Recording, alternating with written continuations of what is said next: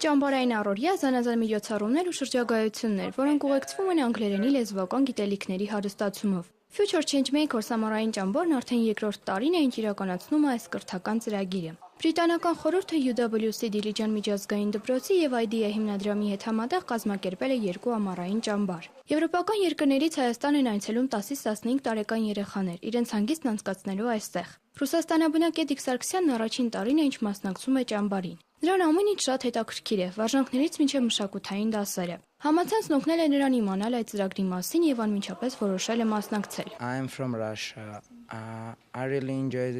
Ես Ռուսաստանից եմ եւ ճամբարն իսկապես շատ հետաքրքիր է եւ ինձ շատ է դուր գալիս, որովհետեւ ես զարգացնում եմ իմ անգլերենը, նոր ընկերներ եմ ունենում եւ բացի այդ միջավայրը շատ տրամադրող է։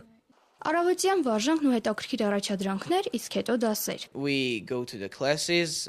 Մենք օրական 3 դաս ենք ունենում։ Անգլերենի դասերի ժամանակ սովորում ենք նոր բառեր, նոր թեմաներով խոսել, անցնում ենք մշակութաբանություն եւ սովորում նոր մշակույթների մասին։ Երեք առարկաներն էլ հետաքրքիր ու կարևոր են։ Ճամբարի յուրաքանչյուր օրը նվիրված է մեկ երկրի պատմությանը։ Վերջին երկիրը, որն ուսումնասիրել են, Մեծ Բրիտանիան է։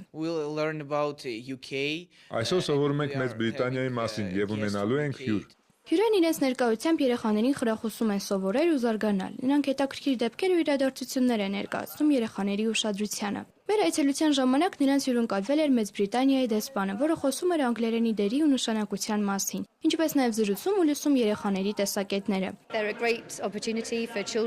Սա հրաշալի հնարավորություն է երեխաների համար զարգացնելու լեզվական իմացությունները, եւ ես փորձում եմ խրախուսել նրանց այդ հարցում։ Համոզված եմ, որ սա շատ օգտակար է եւ երեխաներին կհաջողվի յուրացնել ամեն ինչ։